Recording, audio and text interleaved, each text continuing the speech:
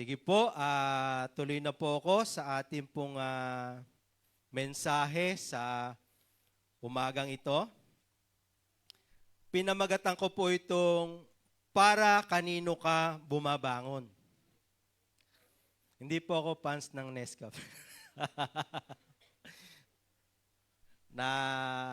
Natuwa lang po ako dito sa parang madaling makarelay, no. Ayan. Ang ating pong text ay nasa Mateo chapter 9, verse 35 to 38. Saglit po tayong tumayo bilang paggalang sa salita ng Diyos at ating pong basahin. Ang sabi po diyan, nilibot ni Jesus ang mga bayan at nayon, nangaral siya sa mga sambahan ng mga Hudyo. Ipinahayag niya ang magandang balita tungkol sa paghahari ng Diyos at pinagaling niya ang lahat ng uri ng sakit at karamdaman. Nang makita ni Jesus ang napakaraming tao, naawa siya sa kanila dahil napakarami ng kanilang mga problema. Pero wala man lang tumutulong sa kanila para silang mga tupang walang pastol.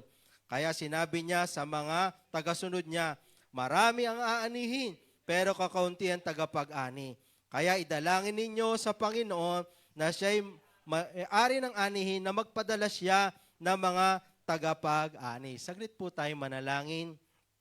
Muli po, Father God, kami ay nagpapasalamat sa iyong mga salita. Dahil sa salita mo, nalalaman po namin kung ano ang kalooban mo sa aming buhay. Bakit po kami patuloy na nabubuhay sa bawat araw? Lord, ang aming dalangin ay patuloy, Panginoon, na kayo po ang magbubukas ng aming puso, ng aming kaisipan, upang amin pong makita at maintindihan ang dakilang layunin mo sa aming buhay, Panginoon. Bakit po kami nabubuhay sa bawat araw? Salamat po. Ito ang aming panalangin sa pangalan ni Jesus. Amen. Makakaupo na po tayo.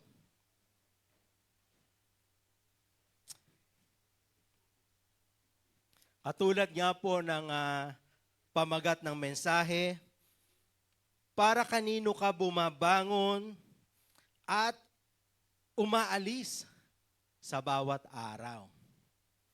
Siyempre, marami po yung dahilan, marami tayong layunin ng ating pagising sa bawat umaga. Maaari yan sa pamilya, pwede, di ba? Hindi naman po masama, talaga naman po yan yung mga araw-araw na nagiging dahilan ng ating pagbangon, pagising sa umaga, pag-alis ng bahay.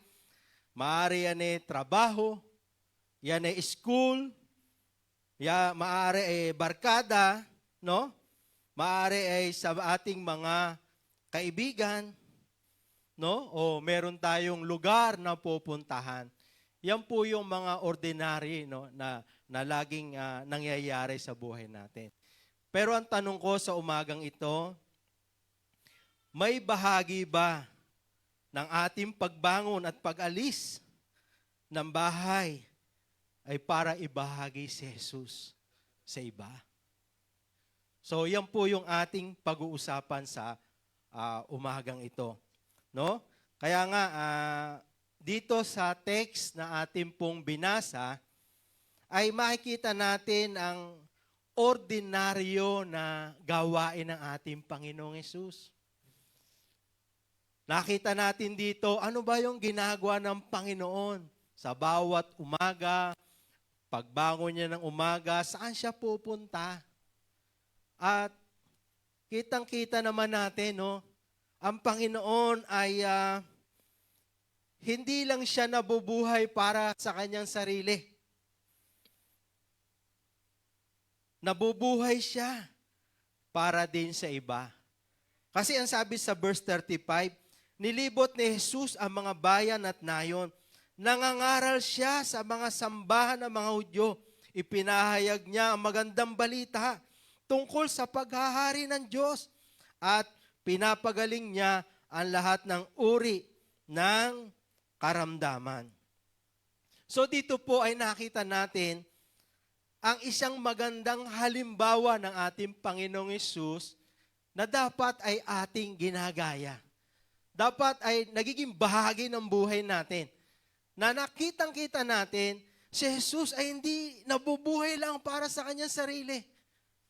Merong purpose yung buhay niya. Alam niya yung dahilan ng buhay niya. Alam niya yung bakit siya nabubuhay sa mundong ito. Bakit siya narito sa mundong ito. Unang-una, nakita po natin dito, ang pagbabahagi ni Jesus. Ang pagbabahagi ni Jesus. Nakita natin no, na siya ay pumupunta ng mga nayo ng mga iba-ibang lugar. Pinupuntahan niya yun. Bakit? Pinangangaral niya ang mabuting balita ng kaharian. At hindi lamang yun. Pinapagaling niya ang lahat ng uri ng karamdaman. So dito po ay makikita natin ang pagbangon at paglabas ni Jesus ay para ibahagi ang kabutihan ng Diyos. Ipagsabi na, oy, mahal kayo ng Diyos. May pakialaman Diyos sa inyo. May kayang gawin ang Diyos sa buhay ninyo. Ganon po ang ating Panginoong Hesus.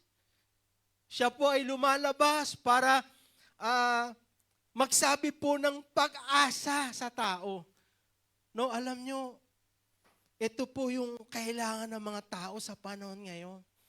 Makarinig sila ng mga salita ng pag-asa. Mag-e-encourage sa kanila na sa kabila ng kanilang mga pinagdadaanan, ay babangon sila, lalaban sila. Bakit? Alam nila na ang Diyos pala ay nagmamahal sa kanila.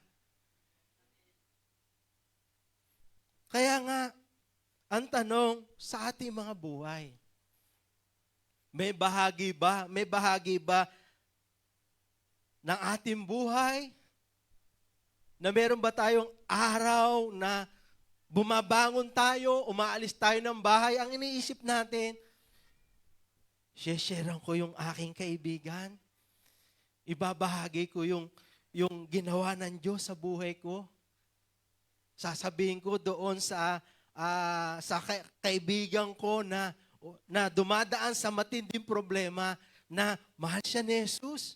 May magagawa ang Diyos sa buhay niya. Mga kapatid, pangit ba yan sabihin? Di ba?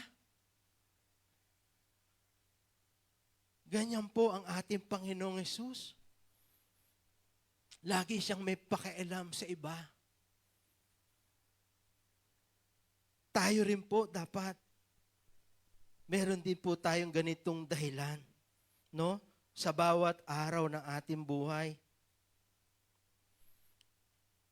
Mga kapatid, gaano ba kahalaga na ibahagi natin ang mabuting balita tungkol sa Diyos?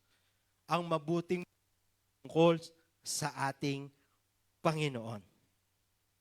Ang sabi po sa Roma chapter 1 verse 16, hindi ko ikinahihiya ang magandang balita tungkol kay Kristo dahil ito ang kapangyarihan ng Diyos sa ikaliligtas ng lahat ng sumasampalataya, una ang mga Hudyo, gayon din ang mga hindi Hudyo. Ano po ang ibig sabihin nito, mga kapatid? Sabi ni Paul, hindi ko ikinahiya ipagsabi si Jesus. Bakit? Kasi si Jesus nagliligtas. Si Jesus tumutulong sa nangangailangan. Si Jesus may magagawa sa buhay ng tao. Si Jesus ang solusyon ng kaligtasan. Napakahalaga. Na-imagine ko, gaano kahalaga tayo sa Diyos.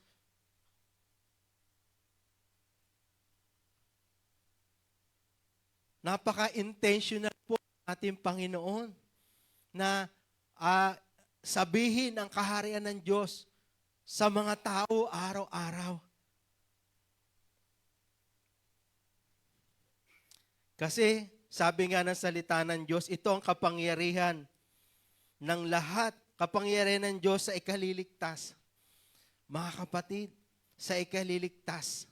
Bakit? Alam naman natin. Ano ang tunay na kalagayan ng mga tao na wala pa si Jesus sa buhay nila? Mga kapatid, iba po yung naniniwala naman ako kay Jesus. Naniniwala naman ako kay Diyos. Sa Diyos. Iba po yun sa kilala ko si Jesus. Si Jesus ay ginawa kong Panginoon ang buhay ko. Iba po yun.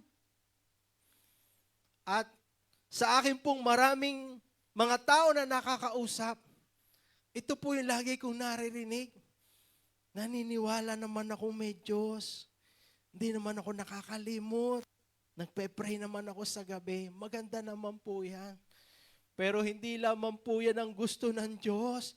Na naniniwala ka lang sa Kanya. Ang gusto ng Diyos, makilala mo siya personal. Malaman mo talaga na mahal ka niya. May plano ang Diyos sa buhay natin, mga kapatid.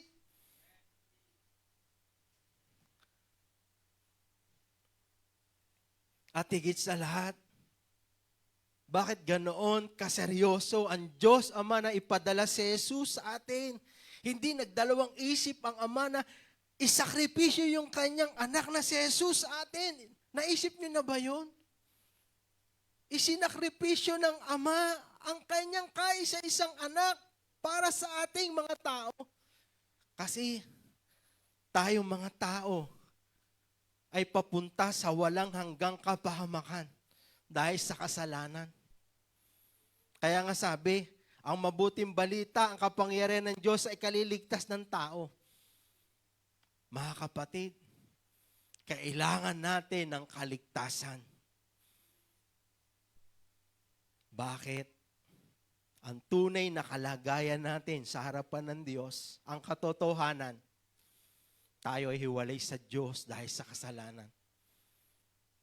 At hindi natin kayang bayaran ang ating mga kasalanan. Pagpatung-patungin man natin ang mabubuting gawa natin. Ang sabi ng salita ng Diyos, walang karapat-dapat sa paningin niya. Tayo mga tao. At tayo mga tao, di natin alam.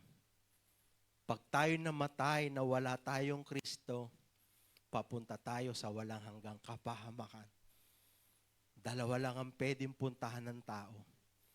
Langit o impyerno kapag namatay siya. At ang tao na namatay, na hindi niya kinilala si Jesus bilang Panginoon tagapagligtas niya, papunta siya sa walang hanggang kapahamakan. Kaya nga si Jesus ay nagpunta rito bilang tagapagligtas natin, mga kapatid. Kaya nga, mabuting balita si Jesus. Bakit? Sa kabila na wala tayong pag-asa sa sarili natin. Hindi natin kayang iligtas ang ating sarili. Ang Diyos mismo gumawa ng paraan para maligtas tayo. Ang Diyos mismo ang gumawa ng paraan para mapatawad ang ating mga kasalanan. Kaya nga si Jesus ang solusyon ng ating kaligtasan, mga kapatid. Ang sabi sa Lucas chapter 4 verse 18 to 19, sumasa akin ang Espiritu ng Panginoon dahil pinili niya ako upang ipangaral sa mga duka ang magandang balita. Sinugo niya ako upang ipahayag sa mga bihag na malaya na sila at sa mga bulag na makakakita na sila. Sinugo rin niya ako upang palayain ang mga inaapi at ipahayag na dumating na ang panahon ng pagliligtas ng ating Panginoon. Nakita po ba natin ano ang dahilan ng kanyang pagpunta sa lupa? Pagpunta sa mga tao upang sabihin sa mga tao, malaya na kayo. Ang mga tao, sabi niya, ang mga bulag ay makakita. Ang mga inaapi ay palayain ang mga inaapi. At sabi, ipahayag dumating ang pagliligtas ng Panginoon. Kaya nga, si Jesus ang mabuting balita. Magdadala ng solusyon sa lahat ng problema ng tao. Kung babasahin natin, i-meditate natin ang Lucas chapter 4 verse 18 to 19, makikita natin ang napakagandang dahilan ni Jesus. Bakit nais niya na siya ay tanggapin natin bilang Panginoon tagapagligtas ng ating buhay? Gusto niya tayo ay lumaya. Gusto niya, alam niya ang mga pakiramdam natin. Alam niya ang mga pinagdadaanan natin. Gusto niya sabihin sa atin, ano man ang pinagdadaanan mo, may pag-asa ka. Sa Diyos, may pag-asa, mga kapatid. Siya ang mabuting balita, mga kapatid. At sabi sa Mateo chapter 9 verse 35, yung text na binasa natin, nilibot ni Jesus ang mga bayan, nayon, nangaral siya sa mga sambahan ng mga Hudyo, ipinahayag niya magandang balita tungkol sa paghahari ng Diyos.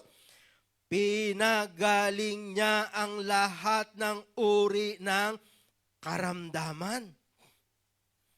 Mga kapatid, si Jesus ay nagdadala ng kagalingan sa lahat ng karamdaman. And I believe, hindi lang yung physical, spiritual, emosyon, yung mga pangangailangan natin, kayang tugunin ng ating Panginoon. Kaya nga si Jesus ang mabuting balita, mga kapatid. Kaya nga ang Panginoon Jesus, excited siyang bumangon sa bawat umaga at umalis upang ipahayag sa mga tao, mahal sila ng Diyos. Sabi roon, dumating na ang pagliligtas ng Panginoon. Nagsimula yan, mga kapatid, nung dumating na ang Panginoong Yesus. Kasi yan ang pinangako ng Diyos Ama.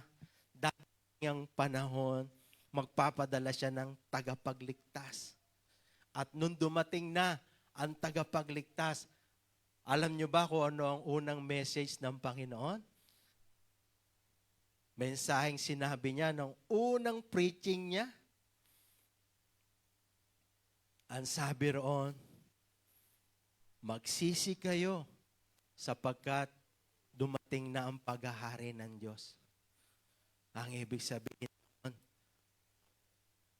magbalik loob na tayo sa Diyos sapagkat ang paghahari ng Diyos andyan na. Andyan ang paghahari ng Diyos. Pwedeng umiral ang katwiran, umiral ang kapayapaan, umiral ang kalayaan, umiral ang pagbabago sa buhay natin. Kasi dumating na ang tagapagligtas, walang iba kundi ating Panginoong Hesus. Kaya nga, sa lahat ng tumanggap sa ating Panginoon Hesus bilang tagapagligtas, talagang ang epekto nito sa buhay natin, magandang pagbabago. Magandang pagbabago, mga kapatid. Kaya nga, ang Panginoon, nung siya ay nasa lupa, isang bahagi ng buhay niya, pagbangon, pagising, para ipagsabi sa mga tao, mahal sila ng Diyos. Mahal sila ng Diyos. At dito ay pinapakita rin sa atin, ini-encourage tayo ng ating Diyos na magkaroon din tayo ng panahon na bumangon, umalis. Isipin natin yung kalagayan ng iba, mga kapatid. Pangalawa po,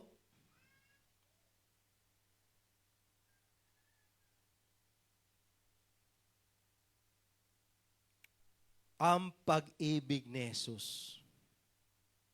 ang pag-ibig ni Jesus. Sabi sa verse 36, nang makita ni Jesus ang napakaraming tao, naawa siya sa kanila. Ulitin ko po. Nang makita ni Jesus ang napakaraming tao, naawa siya sa kanila dahil napakarami ng kanilang mga problema. Pero wala man lang tumutulong sa kanila. Para silang mga tupang walang pastol, mga kapatid.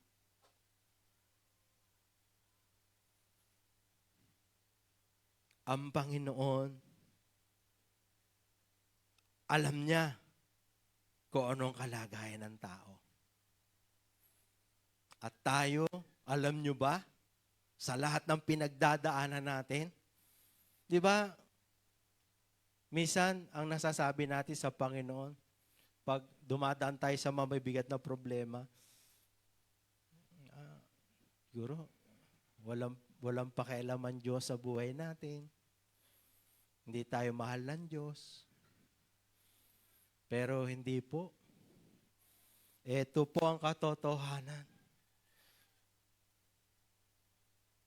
Tayo po, lagi tayong nasa puso at isip ng Diyos.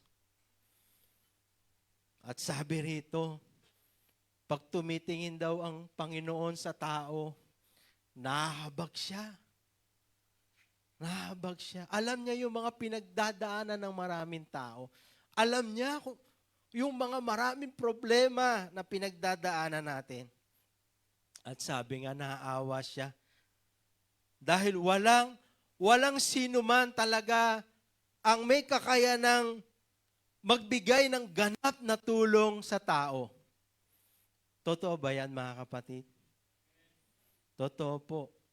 Kasi kahit po tayo, yung pamilya natin, di ba? Tumutulong naman sa atin. O yung iba, tumutulong naman sa atin, pero merong limitasyon. Maaaring matulungan tayo ng 1, 2, 3, 4, 5, at tumigil yung tulong. Bakit? Kasi wala na rin silang maitulong. Pero meron pong mabuting salita ang salita ng Diyos. Si Jesus po, ang ating Panginoon, ay may kakayanan tulungan tayo sa lahat ng problema ng ating buhay. Sabi niya, tayo raw ay katulad na isang tupang walang pastol. At nais ng Panginoon na siya ay magpastol sa buhay natin. Ang sabi sa John, si Jesus ang mabuting pastol. Anong katunayan? Inialay niya ang kanyang buhay sa atin, mga kapatid.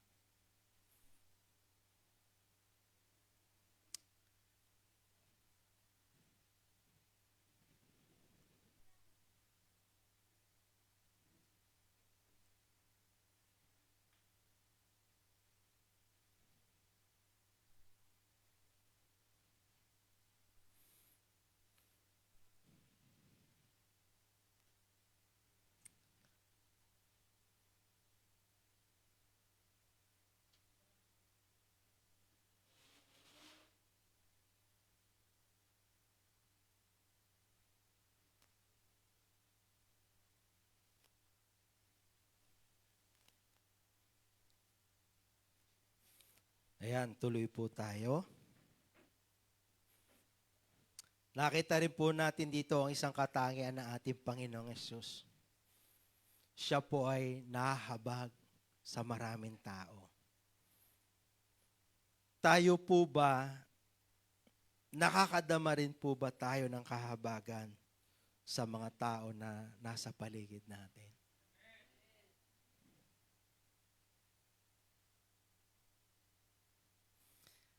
Ang sabi sa Filipos chapter 2 verse 4 to 11, huwag lang ang sarili niyong kapakanan ang isipin ninyo, kundi ang kapakanan din ng iba. Dapat maging katulad ng kay Kristo Jesus ang pananaw ninyo. Kahit na nasa Kanya ang katangian ng Diyos, hindi Niya itinuring ang pagiging kapantay ng Diyos bilang isang bagay na dapat panghawakan. Sa halip, ibinaba Niya ng lubusan ang sarili Niya sa pamamagitan ng pag-aanyong alipin. Naging tao Siya tulad natin, at sa pagiging tao Niya, nagpakumbaba Siya at naging masunurin sa Diyos hanggang sa kamatayan, maging sa kamatayan sa krus. Kaya naman itinaas Siyang lubos ng Diyos at binigyan ng titulong higit sa lahat ng titulo, upang ang lahat ng nasa langit at lupa, nasa ilalim ng lupa, ay luluhod, sasamba sa Kanya, at kikilalanin ng lahat na si Jesucristo ang Panginoon sa ikapupuri ng Diyos Ama. So kanina nakita natin, si Jesus ay may kahabagan, may awa, may pagmamahal sa tao, mga kapatid.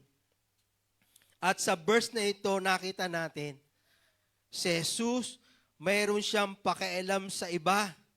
Mga kapatid, bumaba siya sa lupa. Umalis siya sa langit, mga kapatid, para abutin tayo, mga kapatid. Nagsakripisyo siya hanggang kamatayan, mga kapatid. Hanggang kamatayan, nagsakripisyo siya sa atin, mga kapatid. So, ganun po, ipinakita ng Panginoong Yesus ang pag-ibig niya sa atin. Iniwan niya ang langit. Sa napakagandang kalagayan niya, sinasamba siya ng mga anghel, naindun siya sa kanang trono ng Diyos Ama na nasa langit. Pero iniwan niya ang langit para sa iyo, para sa akin. Dahil ang Diyos may pakialam sa iyo at sa akin, mga kapatid.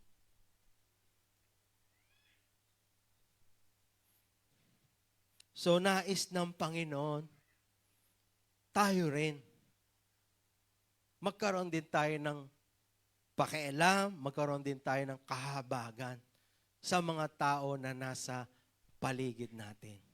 At mga kapatid, higit sa lahat, ang ating ibahagi, walang iba kundi ang Panginoong Hesukristo.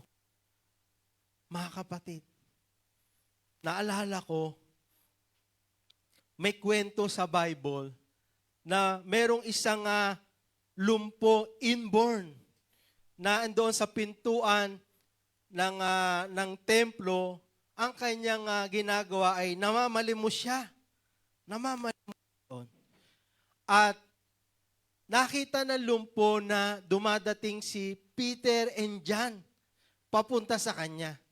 At siya ay nain doon. At siya ay talagang ang kanyang minimiti ay makapanglimos kay Peter at kay John. Ngunit kakaiba po ang sinabi ni Pedro. Sabi ni Pedro, wala akong pilak o ginto. Pero sa pangalan ni Jesus, bumangon ka, lumakad ka. At yung lumpo ay bumangon, tumayo, at naglulundag. Bakit po sinabi ko ang kwento na ito? Palagay nyo ba? Kung ibinigay ni Peter ay ginto at pilak, natugunan ba ang pangangailangan nung lumpo? Pero nung binigay ni Peter si Jesus, siya ay nakalakad, nakatayo. Ano po ang sinasabi rito, mga kapatid? Higit sa lahat, ang kayang gawin ng Diyos. Higit sa lahat, ang kayang tulong na gawin ng Diyos. Kahit sa kanino man tao, kahit sa pera, kahit sa anumang bagay, ang Diyos ang may kakayanang ibigay ang lahat at tunay na pangangailangan natin.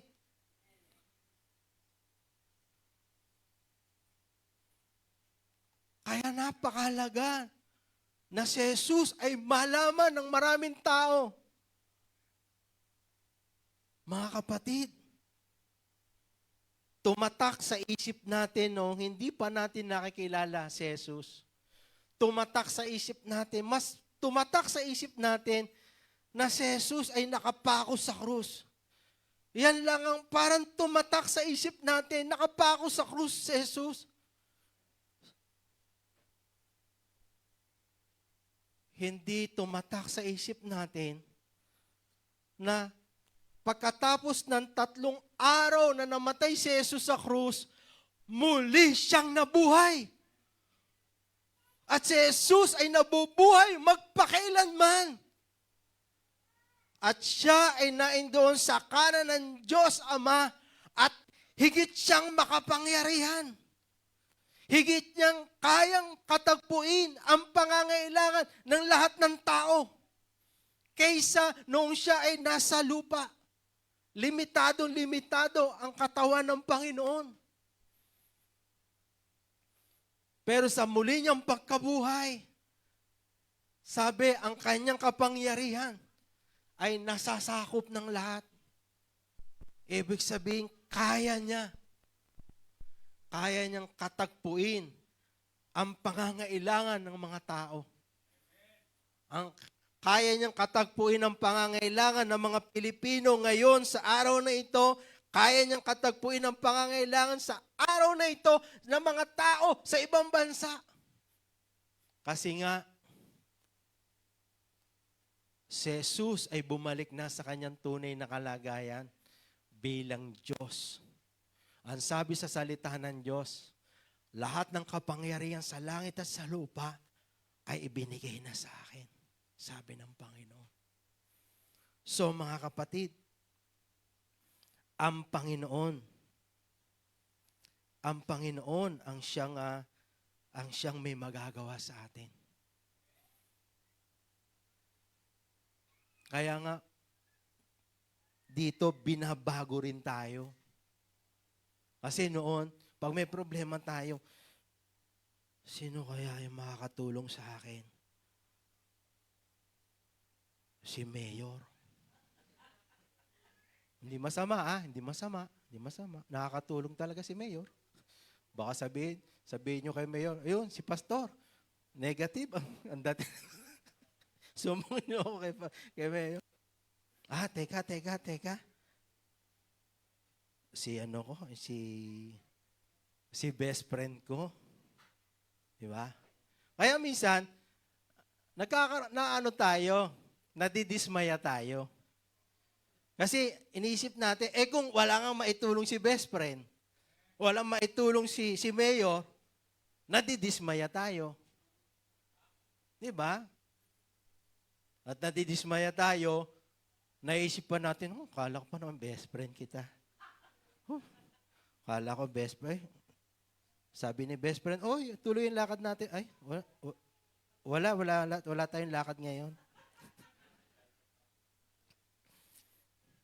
Si Mayor, tanda mo yan, Mayor. Sa next, wala ka sa listahan.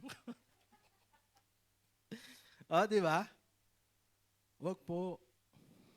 Talagang lahat ng tao sa mundo may limitasyon, kahit na sino pa yan. Yung mayaman nga, nagkakaproblema pa eh. Di ba? Kahit sinong tao, hindi pwedeng solusyonan niya ang lahat. Pero si Jesus, ang Panginoon natin, kaya niyang solusyonan. Kaya nga, palakpakan natin ang Panginoon. Pangatlo, ang solusyon ni Jesus.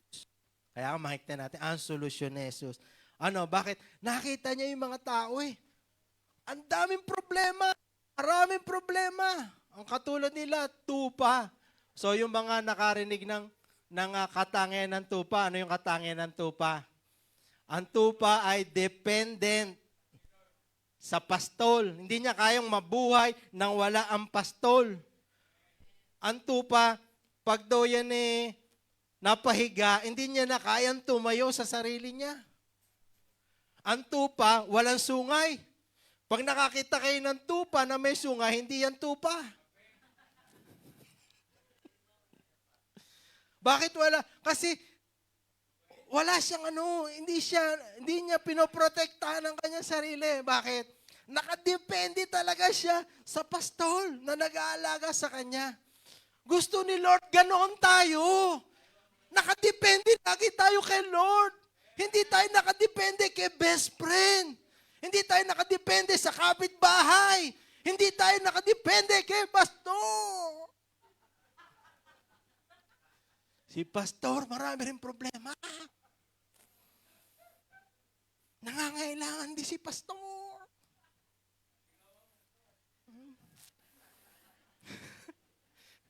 Pwede utang.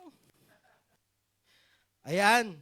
So dito makikita natin, ang sabi, kaya idalangin ninyo sa Panginoon na siyang may-ari ng anihin. Matthew chapter 3 verse 38 yan. 39. Kanya idalangin ninyo sa Panginoon na siyang may-ari ng anihin, magpadala siya ng mga tagapag-ani. Bakit hindi sinabi ng Panginoon na ipag-pray natin, na ibigay ang lahat ng kailangan nila ngayon? Pero hindi yun eh.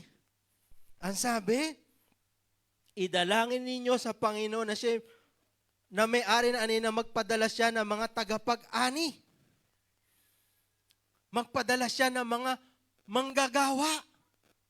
Ano yung gagawin ng mga manggagawa na yun na gusto ng Panginoon? Yung mga magdadala ng mabuting balita sa tao.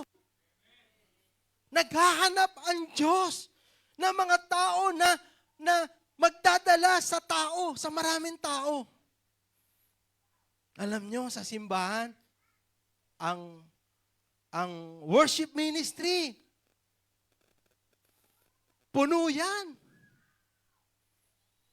Ang usher ministry, okay yan.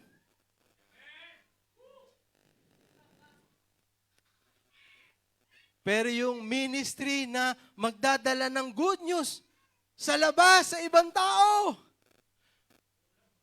Oh, may lakad tayo ngayon, pupunta tayo sa Africa. Hindi sa Africa. Africa, dito nga lang sa kapitbahay natin hindi tayo makapunta-punta. Africa pa. Mga kapatid, ang sinasabi rito ng Panginoon, gusto niyang magpadala ng mga manggagawa, ng magbahatid ng mabuting balita, ng pag-asa sa tao. Ang tanong, sino ang nais ni Lord na magbahagi? Ang sabi sa John 15:16, hindi kayo ang pumili sa akin, kundi ako ang pumili sa inyo para humayo kayo mamunga ng mga bungang mananatili. Sa ganon, anumang hingin ninyo sa Ama, sa pangalan ko ay ibibigay niya sa inyo. Sa Mateo 28 verse 18 to 20, lumapit sa kanila si Jesus at sinabi, ibinigay na sa akin ang lahat ng kapangyarihan sa langit at sa lupa, kaya puntahan ninyo ang lahat ng lahi. Gawin niyo silang mga tagasunod ko. Bautismo niyo sila sa ngalan ng Ama, ng Anak at ng Banal na Espiritu. Turuan niyo silang sumunod sa lahat ng inuutos ko. Tandaan ninyo, lagi ninyo akong kasama hanggang sa katapusan ng mundo. Mark 16, verse 15 to 18. Pagkatapos, sinabi ni Jesus sa kanila, humayo kayo sa buong mundo. Ipangaral ninyo ang mabuting balita sa lahat ng tao. Ang lahat ng sasampalataya at magpabautismo ay maliligtas. Ngunit ang hindi sasampalataya ay parurusahan. At ito ang mga palatandang makikita sa mga taong sumasampalataya sa akin. Sa pamamagitan ng aking kapangyarihan, magpapalaya sila ng masamang espiritu. Magsasalita sila sa ibang wika. Kung dumampot man sila ng ahas o makainom ng anumang lason, ay hindi sila mapapahamak. Gagaling ang mga may sakit na papatungan nila ng kanilang mga kamay. Mga kapatid, ang inaasahan ng Panginoon ay yung mga tao na nakakakilala sa Kanya. Yung mga tao na tinanggap siya bilang Panginoon at tagapagligtas. Bakit sinabi ng Panginoon? Sinabi niya sa mga tagasunod niya, ipag-pray natin kay Father na magpadala siya. Bakit kaya hindi na lang sinabi ng Panginoon, ikaw, ha? Dali niyo mabuting balita, ha? Kasi si Lord, hindi niya tayo ginawang robot na sundin niyo ako. Gusto ng Panginoon, manggagawa na kusang loob, willing magpagamit. Handa magpagamit sa Panginoon. Mga kapatid, tayo ang nais maging kapartner ni Lord. Alam niyo ba yung team natin? Ito rin yung text noon Kingdom Partnership. Ang isa sa gustong-gustong makapartner tayo ni Lord ay maibahagi natin ang Diyos sa iba, mga kapatid. Tayo ang nais. Paano natin gagawin ito? Sayang, di natin may display, no? Nagkaroon ba ng problema?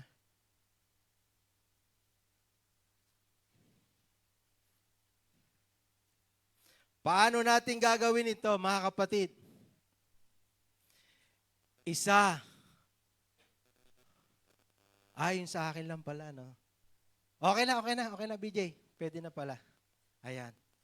Isa pa para kay Jesus. Ano po ang ibig sabihin nito? Bawat isa sa atin, makapagdala tayo sa Panginoon, makapaglapit tayo sa Panginoon, kahit isa. Magsimula tayo sa isa, mga kapatid. Alam nyo, tayo po ay merong goal na 150 committed member. Tayo po, ang ating pong member ay nasa 75. At tayo po ay nag-goal muna ng ang bawat isa ay makapagdala ng isa. Kaya tayo ay magiging 150 member, mga kapatid.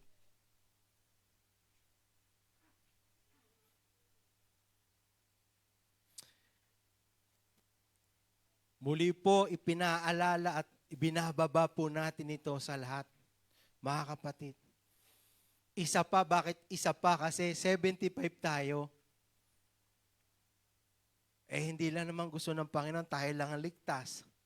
Tayo lang ang nakakaranas ng sagot sa panalangin ng Panginoon, ng tulong niya, ng pagmamahal niya. Gusto niya, lahat ngayon. Sabi nga, ipangaral sa buong mundo, lahat ng tao mahal ng Diyos.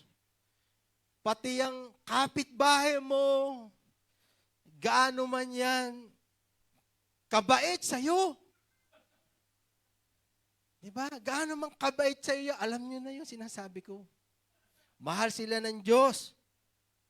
At gusto ng Diyos, maramdaman nila ang pag-ibig niya. So mga kapatid, magkaroon tayo ng bahagi. Tayo po ay mayroong pang 3 buwan.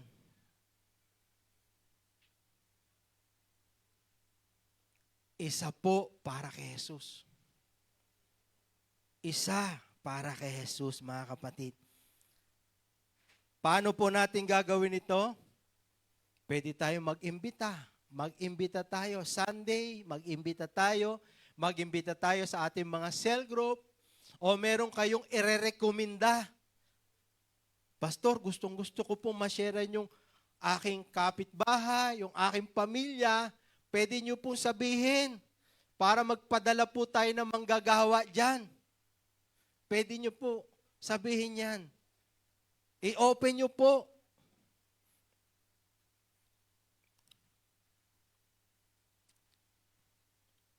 So yun po, sino po yung mga ating iimbitahan?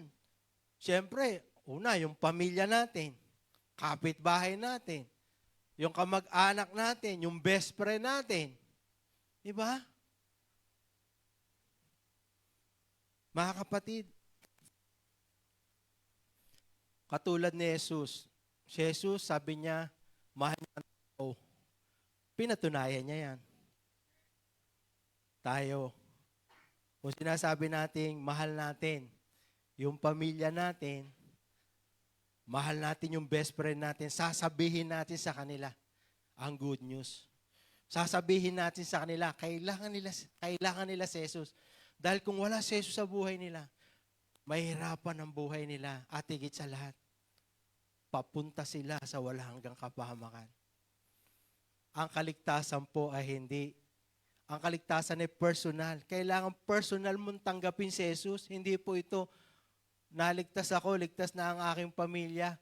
Kalooban niya ng Diyos. Kasi gagamitin. Pero ang kaligtasan ay personal. Dapat kilalanin niya si Jesus bilang Panginoon tagapagligtas. Mga kapatid, nais ng Panginoon, ikaw at ako magamit ng Panginoon para sa kaligtasan ng iba.